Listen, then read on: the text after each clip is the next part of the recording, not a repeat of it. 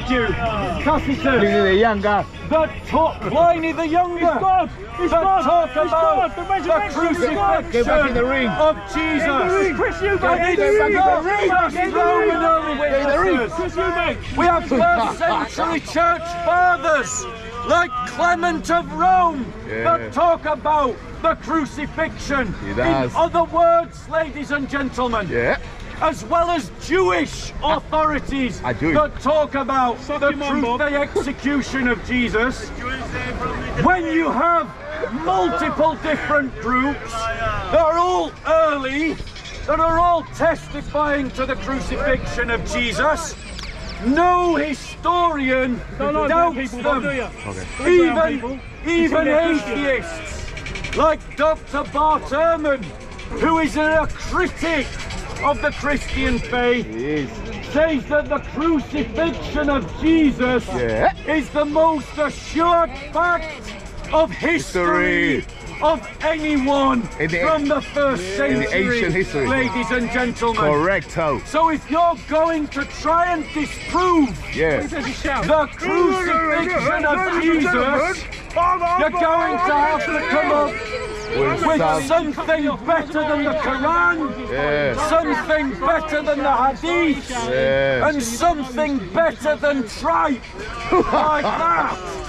Ladies and gentlemen, whether you believe that Jesus was the Messiah is irrelevant to whether you believe Jesus was crucified. Correct. And if Jesus was crucified, one of the most central facts held by Christian belief is certain, is proven.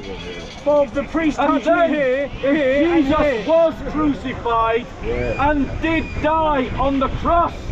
We can move the conversation onto the resurrection and a discussion that is the very foundation of Christian belief.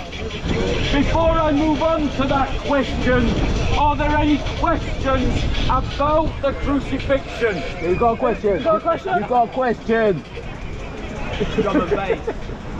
Go on, tinfoil hard man. What's your question? What's the question? What's your response? Oh, the response, so. Come on, paper mache man. Okay, Oh, you can do it, you can do it. were you touched by Jesus? That's just immature, mate. Is that your argument? Were you touched by the priest? Any sensible questions about the crucifixion of Jesus, ladies and gentlemen? Bye. Bye, you fraud. Bye. The fact of the matter is, ladies and gentlemen, is that Speaker's Corner attracts people who are mentally unwell. It's just something that happens here at Speaker's Corner. He does. So, ladies and gentlemen, let's move the quest. Do you want to have a chat now? Oh, Bills! My question is It's all right. It'll come. Yeah, it'll come to me. He's getting old, he's getting old. Let me know. Hello. It's about the crucifixion. Go on. It's about the cross. Yeah. Oh, man, he's back. Look, he's back. Why is it that it is the way it is when the Romans crucified people, the cross they used was actually shaped more like a T, like about the top bit? Yeah. So where did the top bit come from? Right, so in terms of the shape of the cross of the crucifixion, there wasn't a standard shape. A lot of people were crucified on the T shape. That's absolutely true. However, they basically were just hanging you from a crossbar on a pole that was stuck in the ground. And depending on how high they hanged you, just depended on the people executing you at the time. Now the fact that they nailed a sign above Jesus' head that was made of wood meant that they would have had that sign above his head and he would have been lower. So they would have nailed him to the cross, the upright bar, to attach the sign above it. And so the shape of the cross that Jesus was crucified on is what is called the Jerusalem cross, which is this idea of your standard cross with a smaller little cross at the very, very top. Muscular cross. Yeah. Does it represent muscular Christianity? You want to debate? You want to debate? Get in the ring. You want to debate? You want to debate? Get in the ring. Do you want to debate? Literally, ladies and gentlemen, the only people that dare debate me these days are the insane and the slightly unwell. Big up. Right. My impression of you was pretty It's good. irrelevant. But it was pretty good. I'm sorry, you have the floor. Right, ladies and gentlemen, do you have a more serious point? I'll put it now. I know what to ask. Go on. The last time we spoke, I spoke a bit about what I feel about things. We made a good conversation, and you said about my soul being in jeopardy. And it's interesting, because I have to do a bit of explaining before I get to the question. So after we spoke, I was speaking to a man that comes here sometimes, and we was talking about the soul. And I sort of have this idea of what the soul is. I don't necessarily believe it, but it's an idea that lingers in my head and I can't really shift. Yeah. And I explained that to him. And I said, I sort of see the soul as the humans over the many millennia as their attempt to try and understand human consciousness. Yeah. And he said, well, and he is a religious person, he said that's what he thinks the soul is, it's consciousness. I said, okay, that's interesting.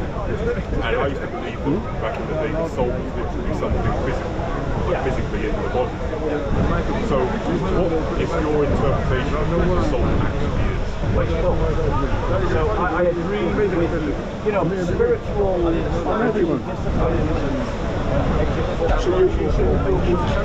disciplines psychology was before the Enlightenment.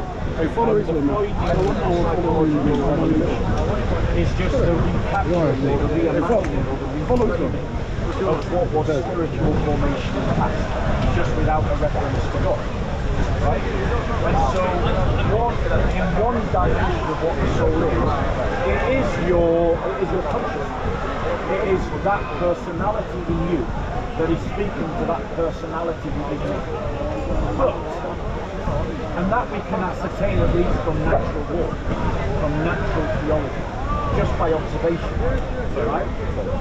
But then the fact is in the Christian worldview, when you include revealed theology in that mix as well, when it talks about Jesus descending to the souls in hell in the Epistle, we see that the soul is more than just your psychology, that it actually is a material as well. And so we talk about embodied souls. In the Old Testament, it says that the soul of the creature is in its blood. And the word for soul is nefesh. And nefesh is connected to the throat, and it's connected to the breath of God. Because in Genesis it says God only goes into man in spirit. Right? And so the soul is a material that God creates that is like your physical body.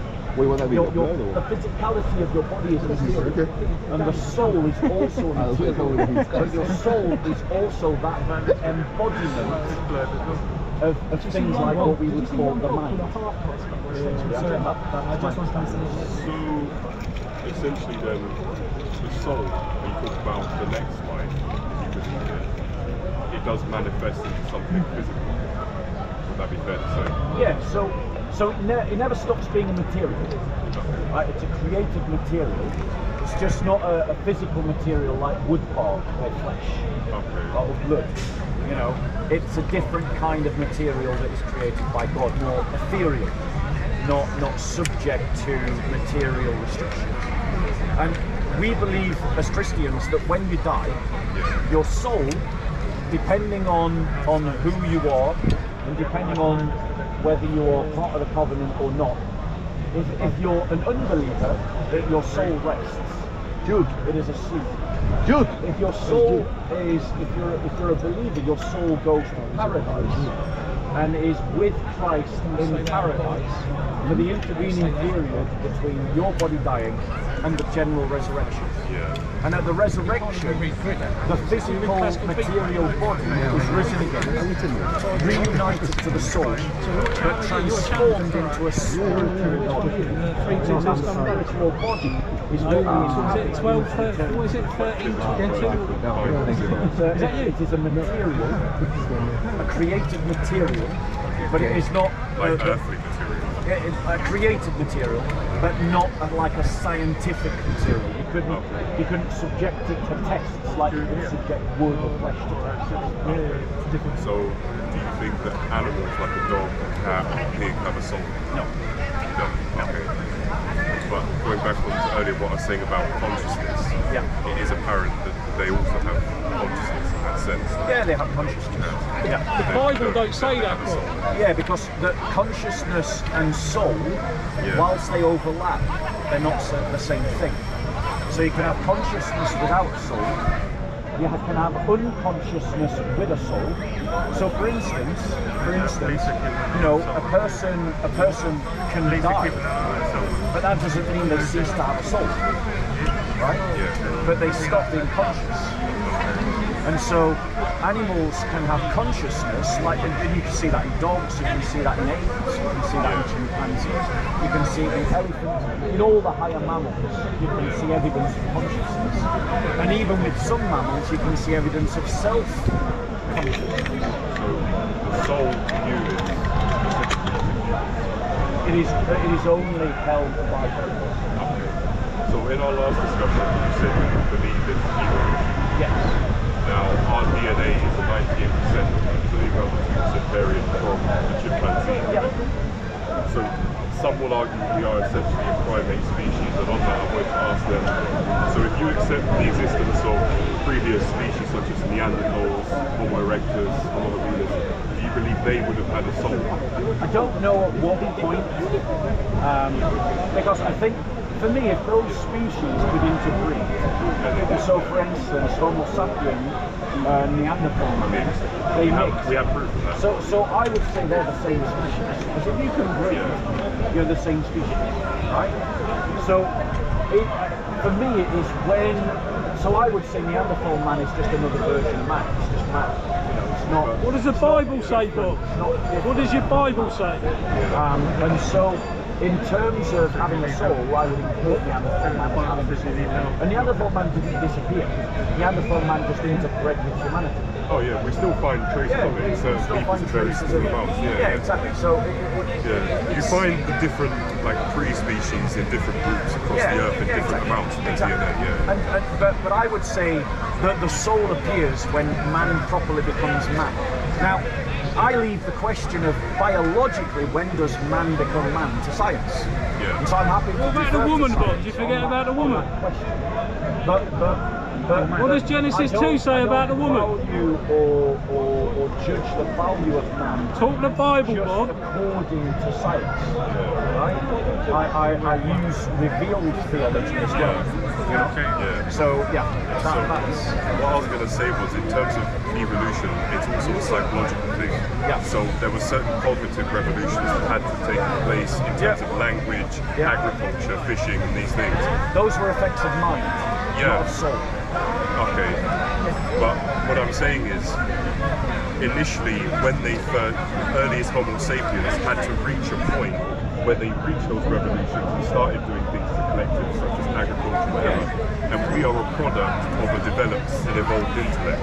Yes. So, would their level of accountability on their soul be held the same as, say, me or you, compared to like a hunter-gatherer that knows absolutely nothing, hasn't even got to the development of proper linguistics like we have, or written language? Would he or she be held to the same level of account? Yeah, they'll be held to the account that God gives them to be held to account. If you look in Genesis, God literally just gives one law.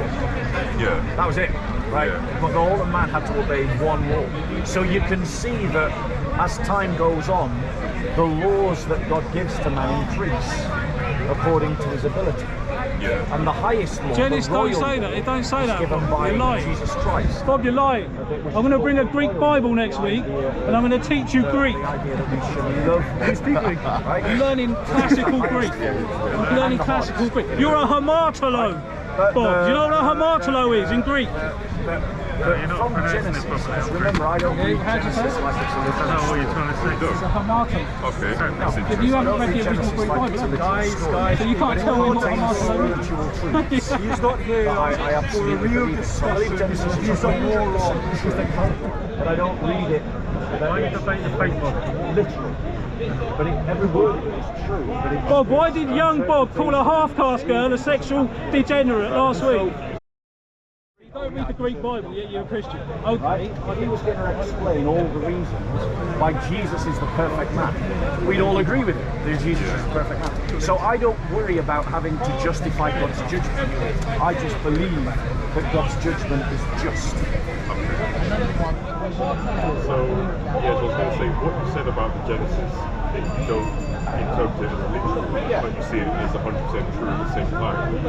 So, you said earlier about our DNA only a 2% variation from the You said that. Yeah, you agree. Not everyone. We spoke about Neanderthals, Homo erectus, previous species. So how do you rationalize that belief with man fashioned in God's image out of play? Because they paid very... Well, they only take two different pictures if they insist upon a literal interpretation. I don't insist that way. Right? You know, Genesis 1, 2, if you look at the Bible, and if you look at the archaeological support for the Bible, there is a line in the sand around the Iron Age, called, you know, it was called the Bronze Age, called the Bronze Age collapse. Right? And this is true of all history. After the Bronze Age collapse, the Bible is pretty solidly defended by archaeology. Right? Some aspects. A lot, actually. A great deal. You can do tours. Yeah.